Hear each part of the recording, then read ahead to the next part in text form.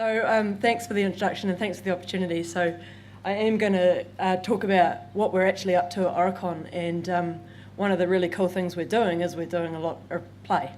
We have a lot of fun. And so I'm going to explain how we make that work, being that we are a commercial consultancy and we need to earn money. And I'm going to take you through some of the things that we've been working on most recently and show you how we do it. So just a little bit of background about Aurecon. We are a professional services firm. There's 7,500 odd of us around the world. We are engaged in all sorts of construction and infrastructure projects. We're engineers, surveyors, planners, all sorts of other things. And there's a bunch of us who do a little bit of future gazing. And we are in the digital team, and that's where I work. So I report to our Chief Digital Officer, who is an architect by trade, and he's based in Melbourne. And he came to join Aurecon off the back of our CEO, Guillaume Swiggers, who joined us as the ex-CEO from Deloitte. And when Guillaume joined us, he brought a completely new way of thinking to an engineering firm that was run by a bunch of accountants. So over the last 3 or 4 years, our journey has been massive. So I think as we get through this talk, you can really start to see some of that impact and what we're doing with it for the future. So I'll start with a question. Seeing as I'm going to talk about play, when's the last time that you guys actually did something that you could call play? And I don't mean barrelling off Aotearoa or down Fascination or Top Towers or whatever it is we do for our adrenaline hit. Like actual frivolous, pointless, meaningless fun. I mean, probably not that recent unless you've got small kids, right? So I've got small kids and they are silly, they're frivolous, and they spend way too much time doing meaningless things. And I watch them and I'm just amazed by how they can take a task that should take 2 or 3 seconds last forever. And it drives us to distraction because we're boring adults, right? Well, I'm a boring adult. But what they're actually doing, which is super cool when you think about it, is that, this is a playful state of mind. And while they're mucking around, they're learning things in amazing ways. And they don't even realise they're doing it, but it's fundamentally exploratory what they're doing. And so this is this whole concept that, seeking and through delight, you can actually uncover all sorts of new ideas that you didn't know you would find. And there's a whole bunch of research around that says this has been happening for hundreds of years. And you look at the evolution of some of these technologies that we're looking at today around, the computer, the typewriter. You can wind those right back to the evolution of things like music boxes, the pointless things that, made awful noises hundreds of years ago actually formed our commonplace computers of today. And looking at these examples, these are serious bits of business equipment these kids are wearing. And this is my son on the right, Alexander, who, we put the HoloLens on him and it's got a bunch of work stuff on it. And within 2 or 3 minutes, he's making action grams. And he's, look, Mum, I made a unicorn. I put the HoloLens on my husband and he deleted OneDrive. It's like, what is this telling you about our state of mind? So, what's that got to do with business, right? So we're engineers, and amongst other things, it's one of those industries where there's so much change happening. I think every industry would tell you that there's change happening, but we've got to adopt, it's an adapt or die mindset, basically, because as engineers, we follow rules and we like to do things in the same way we've always done them. Fact of the matter is, computers can probably do that better, and they don't argue either, and they just get on with the job. So where's our place in the future? So what we've done is, Guillaume, when he joined Aurecon, he brought a whole lot of learnings from the likes of McKinsey and these others who study the future. And this is a 3-horizon approach to looking at business and I guess life in general. So what it says is, Horizon 1 is what we're doing now. Horizon 2 is changes that we can sort of touch. And I guess for those of us who dabble in things like machine learning and artificial intelligence, you'd sort of say they're Horizon 2. At the moment, they're pretty good ideas and sometimes we can do a little bit of work with them in H1, but really it's sort of not come to life yet. Horizon 3, who knows what's out there? But the fact of the matter is that Horizon 3 is coming towards Horizon 1 so quickly at this exponential rate that we just can't even begin to imagine. So what we're doing at Aurecon is We stopped talking about disruption. That's a word that we think just happens when you're not paying attention. So we're reimagining our own future, and we're actively doing something to find a place for all of these engineers in our future world. So we call it Future Ready by Design. So I'll talk a little bit more about our culture and what Future Ready means to us. So let's take a look at these. I think you can take a look at, I'm assuming you can see some of these. Sorry to those of you at the back, it is quite little. But so we brought on board some new thinking around our organisational culture, and we realised that our people are all different, and actually what makes us amazing is our diversity and these differences. So Aurecon is driven by a set of attributes and a set of principles. So attributes would say some of us are commercial, not me. Some of us are engaging and co-creating. Some of us are resourceful, some of us are fearless. And most of us are a mixture of all of those things, and that's really good. But you don't give a non-commercial person like me responsibility for a huge commercial project. So it's about recognising those sorts of things in our people and allowing them to flourish and to build multidisciplinary teams based on people's differences. So the other thing that we're doing that's driving our culture is this set of principles. And we believe that no matter what your attributes or collection of attributes are, we like to work to these principles. And underpinning a lot of this is this concept of design-led thinking. I'm not really going to go into those details. I mean, there's a bunch of research out there, and really design thinking is what you make of it. So for us, it's part of a process, it's a part of the way that we worked. So we've been adopting this culture for about 3 years now, and we've learnt a huge amount of stuff. One thing that we did learn was that we're probably doing something right. So last year they voted us the number 5 in the top innovative companies in Australia and New Zealand. First time ever a professional services firm has even made it. So the next lot of votes comes out in the next couple of weeks, so fingers crossed we get up a couple more notches. But what we've also learned is that that's a big, big change to recognise that, first of all, our engineers are diverse, and second of all, to really embrace that way of thinking. Clearly it's a huge investment and it's quite confronting as well. But our value is in our people. So what I want to talk about today, I know there's a lot of principles up here, but let's talk about playful with serious intent, because that's what we're all here for, right? It's how can we actually think about what we do in new and different ways, and how can we make it fun and really interesting? So to go into a little bit more detail, and you might be able to see the screen a bit more clearly. So it's a talent. In a lot of cases for us, it's a talent that we need to relearn. So we are playful by nature until we outgrow that. And there's an amazing video on our website by Maureen Thurston, who's our Director of Design-Led Thinking. And basically it says, let's all go back to embrace that in a 4-year-old and start asking why, and stop being pushed down to say, hurry up, do it faster, do it better, next time, come on, hurry up. We're going to take a step back and maybe we can look at things slightly differently. Let's switch things around and be prepared to be wrong and experiment a little bit. But, you listen to this, we're not really your ordinary engineering firm, right?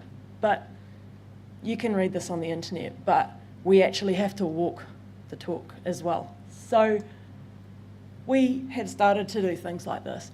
So what you're seeing down here is Australia's first ever cartoon contract. So when we offer you a job at Aurecon, you get a set of cartoons to read. And you can respond to us in pictures or video or whatever it is that you want. You can make a music video to submit your application if you want to. That's fine. What's really interesting about this is that actually our HR people are funny. They thought of this themselves. Who knew? So, and the other thing that's really cool is our CEO said, how are we going to get people engaged with these principles that we've released, like playful with serious intent? And so what they did was they crowdsourced the idea, and I rang them up and I said, I have got an 8-year-old who is dead keen to build Minecraft games. So what you're seeing up there is the Minecraft game that explains how to walk through the playful with serious intent principle. You've got a bunch of challenges that you have to meet.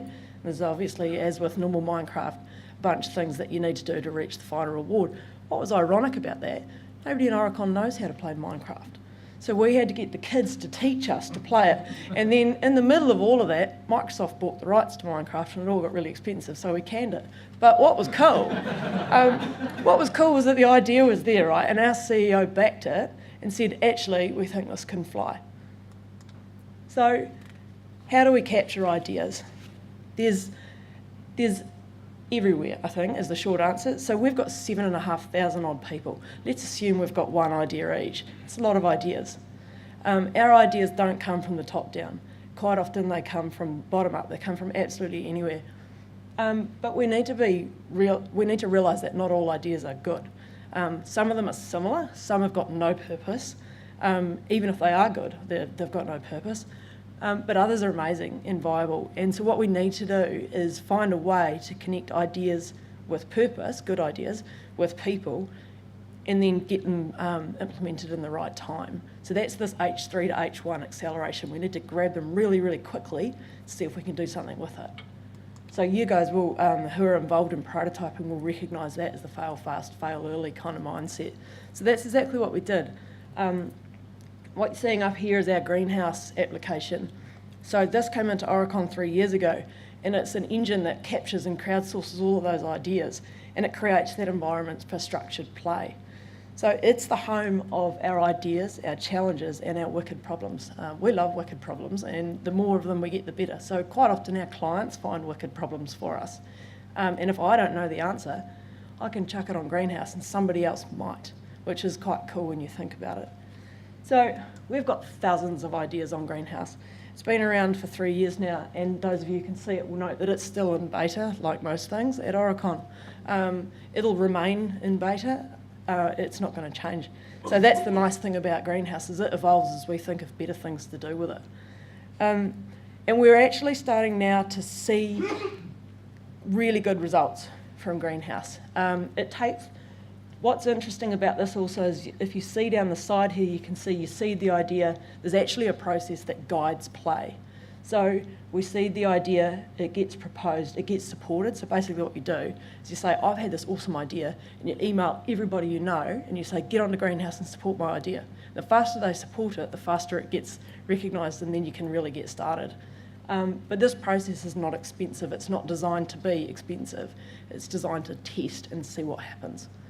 So what we're seeing now after 3 years is some really good results. What you're seeing on the right hand here is the original Greenhouse post, and you'll notice that it's now at 100% because we had a bunch of engineers who were sick of dealing with lots of different vendors to do our field inspections. And so they went away and they said, why don't we just build our own? Because the stuff Aurecon does is reasonably distinct, across our market. So our energy and resources people do things a particular way, our built environment, our asset management people do things another way. So we built our own app. It's taken a while, actually it's taken way too long, but we built our own app and now it's out there and it's a commercialised product. So that's the first sort of area of success that we've had. The second one I think you'll find amusing.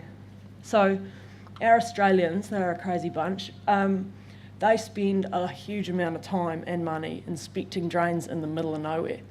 And when you use CCTV, every time you lose one of those things, it costs thousands of dollars. And every time you think you've lost one, someone has to go down the drain and look for it. So they posted this idea and he said, why can't we make something really cheap that if we lose it, we just don't care? Because this particular engineer was sick of going down drains in the middle of nowhere. And of course it's Australia, so goodness knows what you've got down those drains.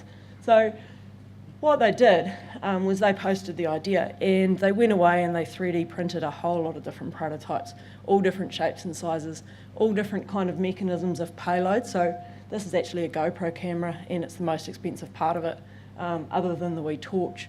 So this is the final thing that they actually created. They cost about 45 cents to print. And we've got a huge stash now of the cameras and the lights, so we don't actually care if we lose them.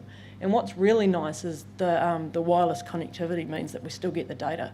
So instead of the CCTV thing where you've got to pull it back out again, these are great.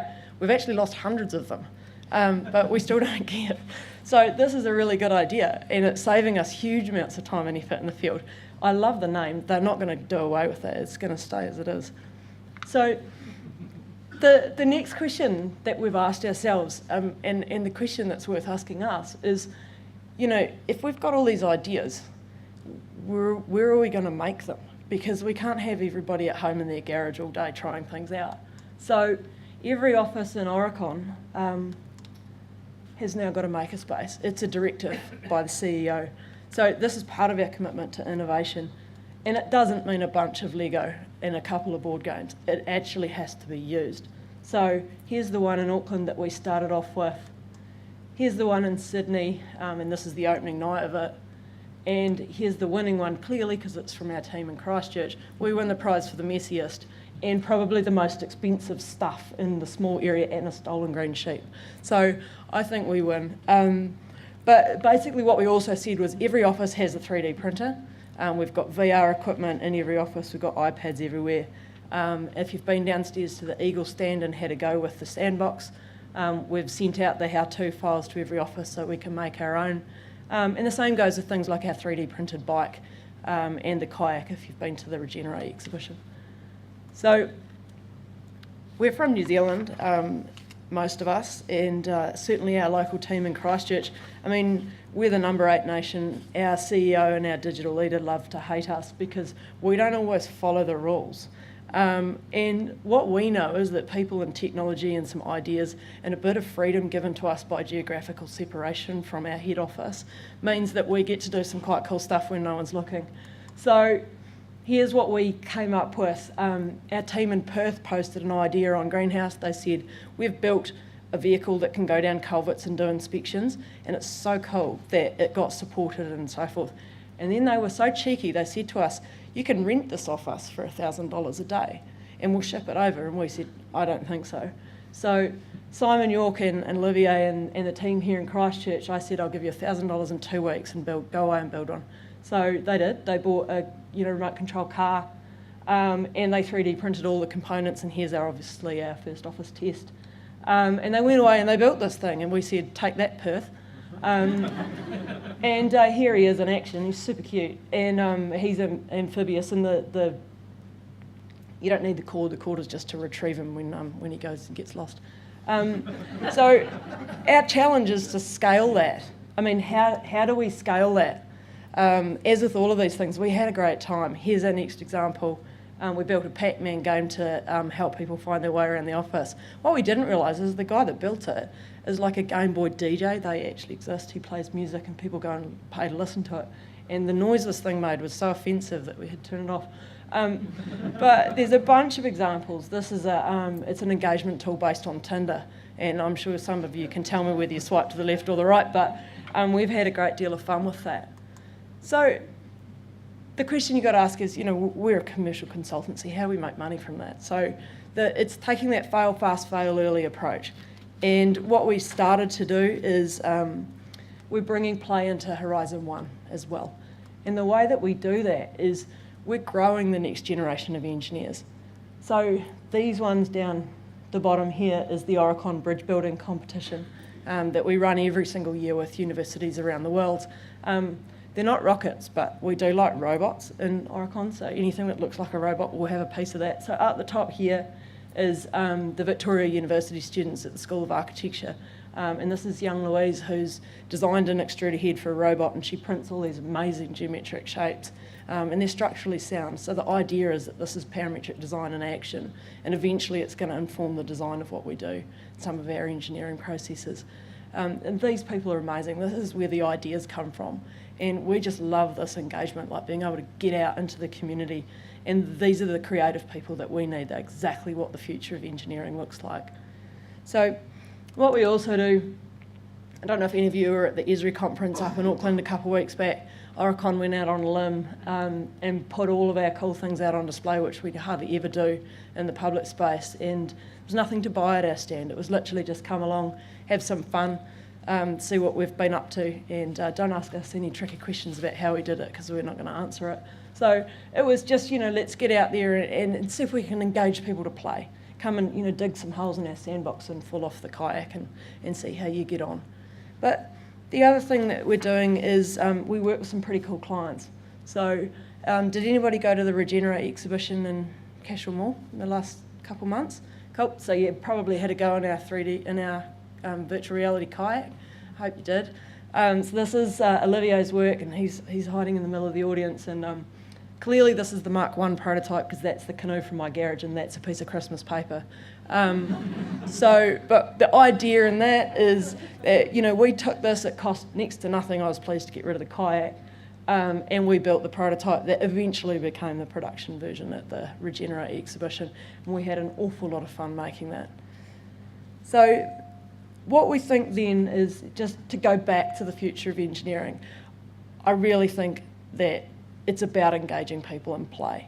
We've got to bring all of these tools that we have at our disposal now, and the ones that will increasingly be at our disposal, like artificial intelligence, like virtual reality, like mixed reality, and find a way to help to use those tools to augment our people and not the other way around. So we're being quite selective about the technologies that we choose to engage with, and everything has to have a purpose.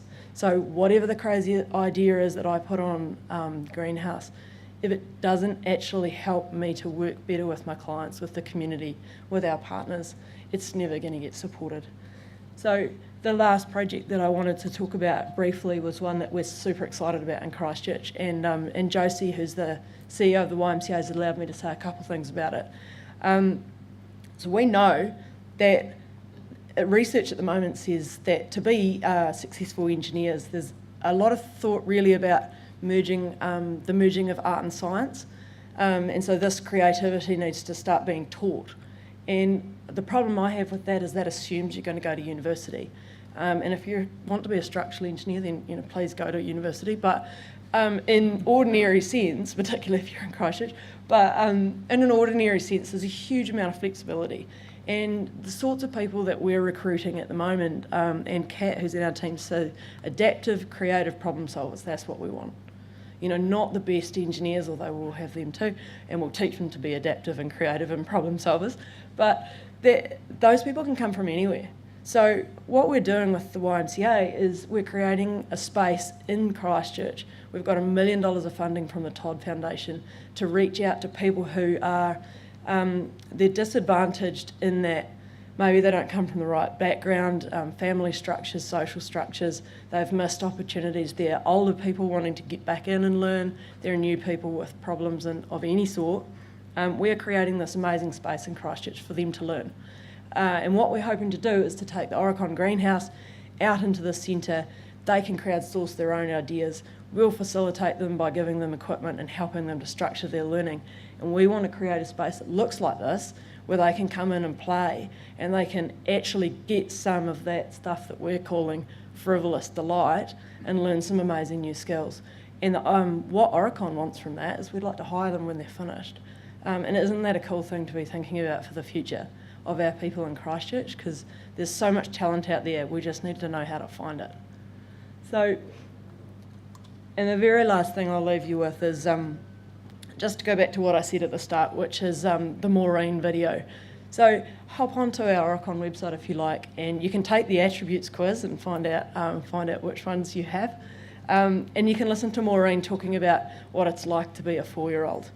And I think the other thing that I'd leave you with is, if you've ever seen Steve Johnson's TED Talk, Where Great Ideas Come From, he made a wicked statement which I really like. It says, "You'll find the future wherever people are having the most fun." So thanks for listening. I hope you agree.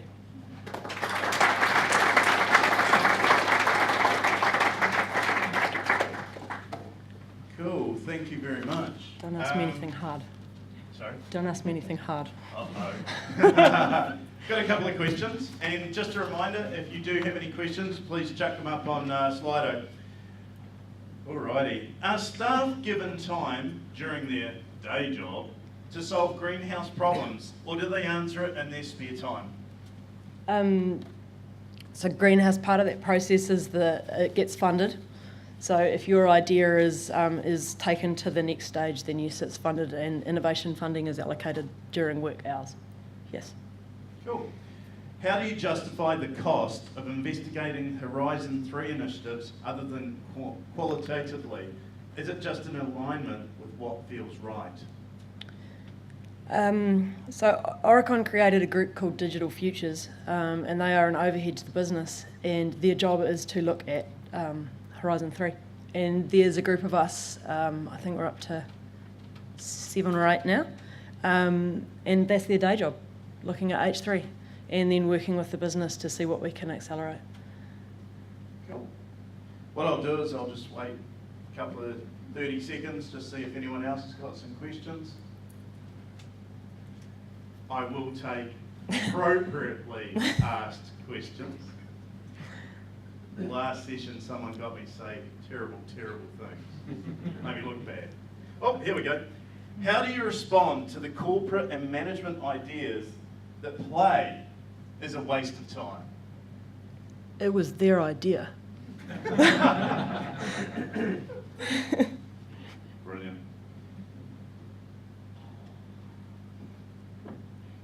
Good time to you. Can I go? We haven't had a hard one yet, have we? It's good, isn't it? Yeah. Oh.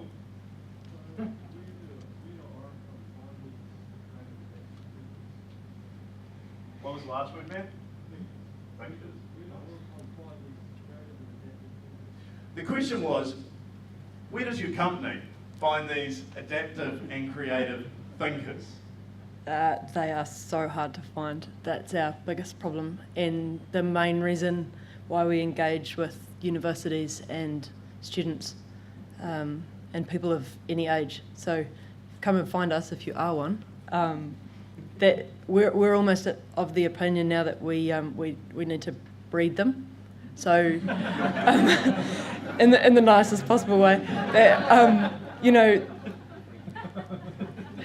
people with freedom of thought are amazing creatures to find, and you find them in the most unexpected places. So we are looking actively. Yep.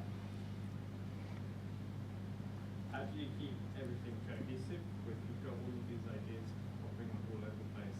How do you keep a common strand in the strategy?